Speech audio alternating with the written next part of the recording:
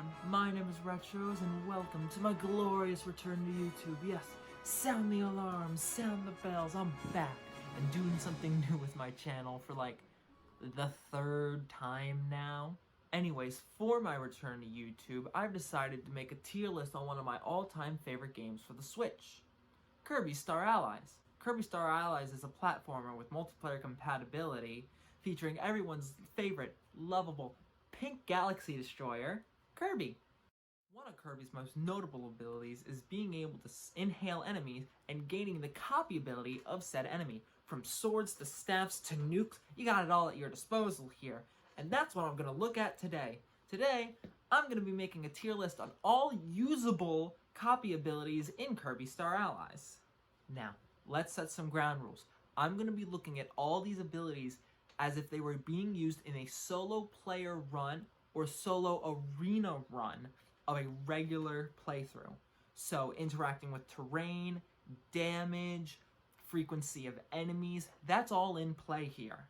Now that we got that out of the way, let's get started with the video. And let's get one thing straight. This is all my opinion.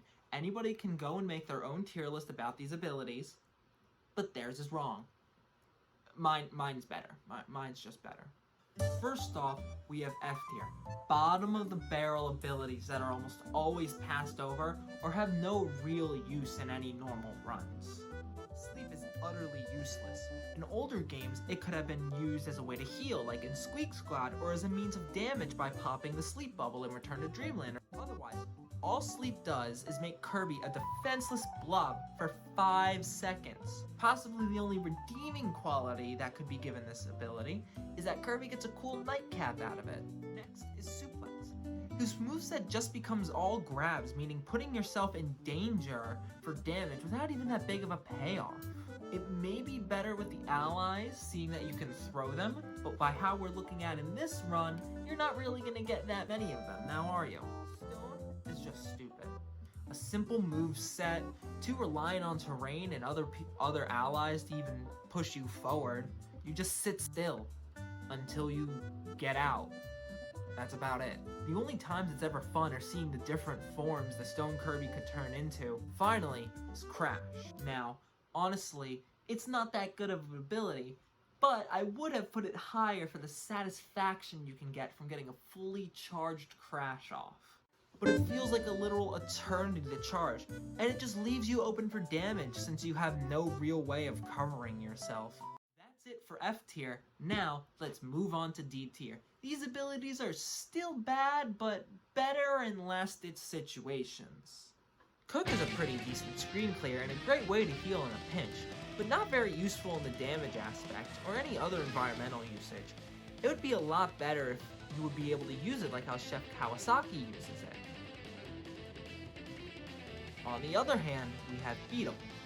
It's really just a better suplex. The only thing better it has is more environmental usage by being able to break more blocks and cutting ropes. And it basically has the same friend ability too, it's just the throw. Now, here's where we start to get into a little better territory with all the C tier abilities. Parasol is cool and gives Kirby a nice float to his standard drift downwards. Moveset wise, it's okay, but other abilities do the same but have better moves and everything to back it up, meaning Parasol kinda just falls off in the long run. Festival is the best screen clear to watch. Otherwise, it's a one use and that's it. Now, I was very on the fence about where to put Cleaning, B tier, C tier, but ultimately, I decided to put it in C tier for one reason only. The float. Otherwise, it is a very decent moveset with great environmental usage. Being able to sweep up leaf bundles and uncover hidden items and doors is pretty sweet. Now, this is where abilities really start to show their usefulness in B tier. Artist is great for healing and damage. The heal comes in a very unique friend skill by Kirby painting a little Kirby mini fridge. It's great. The main thing holding it back though is the lack of accessibility in most stages. Bomb is classic and a great ability nonetheless. Being able to throw, lob, and roll bombs is always fun, and does great damage, and spamming these is the best. Except for the angle mechanic, makes it a bit awkward to use. It can cost you to take damage because of it sometimes, but otherwise, it's a fairly decent ability. ESP is the psychic move in Kirby's arsenal. Being able to control a giant damage ball that grows over time is great, and hovering it over Kirby makes it grow even bigger. And turning yourself invisible is great too. However, it's hard to tell where you end up after the invisibility, and you're forced to stand still while doing the ball attack.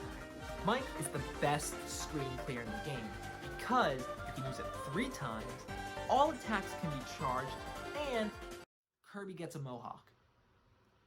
I think that's self-explanatory enough. I mean, Kirby got a mohawk. That's perfect. Plasma is also a great ability. While standing still, it lets Kirby charge an electricity field around him that protects him from most enemies and damage. Except cannonballs. Except cannonballs. While running back and forth, Kirby can charge the same electricity field around him and shoot it out. That's the one thing that brings it down for me. Having to run back and forth to charge up your biggest attack is really just going to sprain your thumb in the long run. Last, we have wings. Kirby can fly. Kirby gets wings, a cool hat, and can fly and shoot feathers. I think that's enough to be said. He can fly. He can already fly, but he can fly with wings, and that's cool. That's really cool. Now, we move on to A tier. Way better than all the other tiers. These are the abilities that are most common to see in runs, and the most useful. Beam is kind of like Samus. Sorta, not really. You can shoot out an energy beam from a wand, or you can shoot a giant ball of energy from a wand by holding down the attack button. Fighter Kirby is basically real. Punches galore and a dope headband tied all together. Ninja Kirby is just awesome. Kirby is a ninja. Do I really need to say more? He can hold on the walls, use a sword and throwing darts. So I guess I can say more. Huh. Cool. Spider is a new ability to Kirby Star Allies, and honestly a great addition. It has great range, crazy screen coverage with all the webs you can put down, and an awesome damage output and mechanic. When enemies walk into the web, they get stuck, and then you can kick them to damage other enemies above or below platforms. That's pretty neat. Water Kirby makes Kirby into a surfer. It lets him dash around in his own wave and creates a great vertical geyser attack with a hat. Whip is also a really good ability. It gives Kirby a nice cowboy hat with great range and damage, being able to hit through platforms and through walls, damage enemies, flip switches. It's everything you can ask for. Easily an A tier ability. Finally, we have S tier. Peak Kirby copy abilities. The best of the best, almost in every scenario. These are the ones you want to use. Cutter is a great ability. So much versatility, great interactions with the environment, and it can be angled up or down, and charged. Fire is such a classic Kirby copy ability, and has a fantastic moveset and damage. Dash is engulfed in flames, a large glowing attack when held close to Kirby engulfs him in flames, and a cool hat to roast marshmallows over. Hammer is one of my all-time favorite abilities, and one of the ones I use the most. Pretty decent attack damage, and a moveset to back everything up with a flaming hammer. Being able to hit down stumps to unlock hidden rooms, it's nice. Ice is just as useful as fire, but lets Kirby skate over fire areas to turn them into neutral areas that you can walk over. But, also like Plasma's basic attack, it covers Kirby in a nice little ice hexagon. Staff is an awesome copy ability, uncompeted with range, made for fast movements and high attacks with great damage. Also, I really like Journey to the West, so the hat and staff really tie it all together for me. Yo-Yo makes you feel like you have so much power. High attacks, cool moves, being able to literally have a walking hitbox in front of you, it's awesome. And the backwards hat gives the whole 90s aesthetic, which is really nice with Kirby. The best copy ability in all of Kirby Star Allies, the piece de resistance, the peak of peaks.